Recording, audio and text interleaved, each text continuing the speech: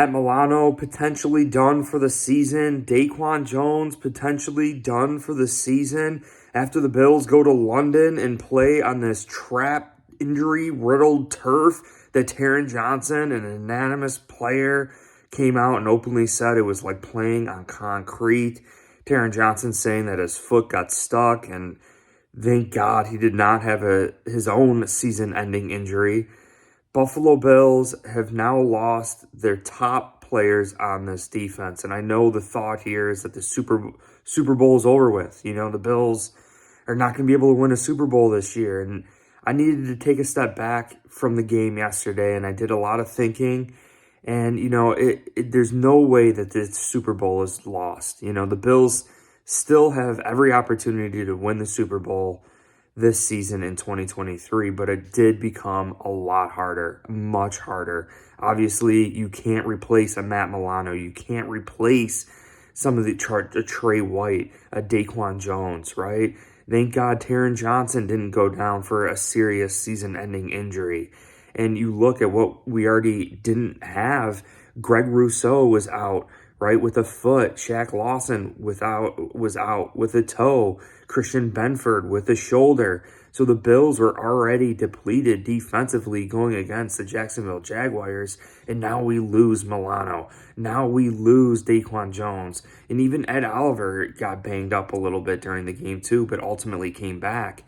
You know, it is such a freaking shame to see that the NFL would put our players in this position to play on a sloppy turf field in London when they had grass. They took away the grass and then they had us play on turf. And this turf is not normally played on. It's really, really mind-boggling to me. I don't understand it. I really don't understand it.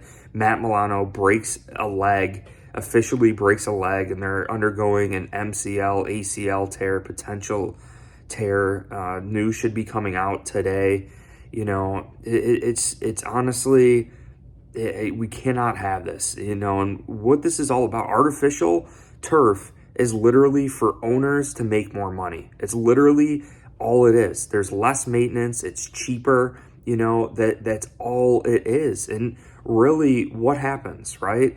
It takes away from the game. When players like this go down, when Tre White, Matt Milano, Aaron Rodgers, all these players are going down, you know, it's a shame. And it takes away from the fans. You know, yes, the players have to go through it. Yes, it's going to be a long recovery for Tre White and Matt Milano getting back to where they just were yesterday, but it ultimately takes away from the fans. Fans pay tickets, we spend our money, you know, we go to these stadiums, we ultimately pay the owners, pay the players, you know, advertisements do too, but, you know, the owners, their greed, their want to have turf just so they could save a little bit of freaking money is ultimately not only affecting the players and them and these injuries, it's affecting us. It's affecting the fans, and it's taking away from the NFL. So I have a suggestion for the NFL. Replace every freaking stadium that has turf with natural grass. It would cost about $12 million. Obviously, this season, we can't do it during the season, but, you know, when teams are forced to go all the way overseas and play in London, you know, I really think that should be something that the Bills should be looking at. You know, I don't want to turn this into a natural grass versus turf video here. You know, I really want to talk about the ability that the Bills still have at winning a Super Bowl here in 2023, even without Tre White, even without Matt Milano. We have Josh Allen here. We have Stephon Diggs. We have the offense with Ken Dorsey. You know, and I know a lot of people are still concerned, right, with the depth on defense, you know, and Kaiir Elam going against Calvin Ridley yesterday and the Jacksonville Jaguars. You know, he didn't let anything over the top. It wasn't like he was giving up touchdowns, Kaiir Elam. You know, he was giving up some underneath passes. That's typical of a Sean McDermott defense. We kind of play a softer zone, allow underneath routes. But Kaiir Elam, having a first game back, playing on that turf, going against Calvin Ridley, yes, he could definitely improve, but it was his first game this season. He hasn't even dressed up for a game this season, and he gets tossed out there in London. Who knows if there was jet lag or not. I think every person is on their own individual basis, and that goes from the players to the medical staff, to the coaches, to everybody. Like, who knows? Like, maybe Ken Dorsey had jet lag, or maybe he didn't, and then maybe Sean McDermott was, but it didn't appear that way. It's just, you don't know on an individual basis. You don't know who was jet lagged, who wasn't, who was comfortable playing on that turf, who wasn't. And all the players that got banged up, even Dion Dawkins had to come out for a minute. It's absolutely insane to see this. But I still believe Kaiir Elam. I want to see some more games under Kaiir Elam's belt. I'm not just drawing the line in the sands right now like some people on X and other social media platforms saying, oh, he's a bust. You got to give the kid a little bit more of an opportunity. And he does make plays. He does get interceptions. Calvin Ridley's a great wide receiver. He's a great wide receiver. And Doug Peterson, he tested Dane Jackson early in the game. Dane Jackson held his own, and then he moved on to Kaiir Elam, started testing Kaiir Elam.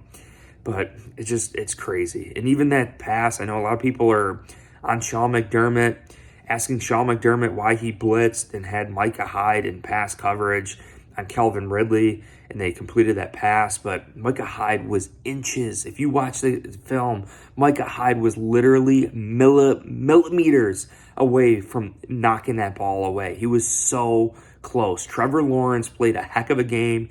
He's having a heck of a season. That was a hell of a pass. And Calvin Ridley, again, is no joke of a wide receiver. He's a physical freaking specimen. But again, the traumatic news here in Bills Mafia, honestly, I feel like it's like the opposite of Christmas. I feel like presents were just taken away from Bills Mafia this morning. So rich a week ago, 2 weeks ago with Tre White, Matt Milano, leading the NFL here with Terrell Bernard being the most impact linebackers in the league. We thought it was going to be sustained success all throughout this season. And then also the talk with DaQuan Jones and Ed Oliver and this defensive front and Greg Rousseau and Shaq Lawson doing their part for Bills Mafia, holding things up for these linebackers. But got to look at the bright spots on this team. AJ Epinesa is clearly blossoming after his pick six, multiple batted lines at the line of scrimmage, multiple sacks. AJ Epinesa is doing his thing. Leonard Floyd, Von Miller too came back. That is definitely clearly a positive for Bills Mafia. But keep the faith, Bills Mafia.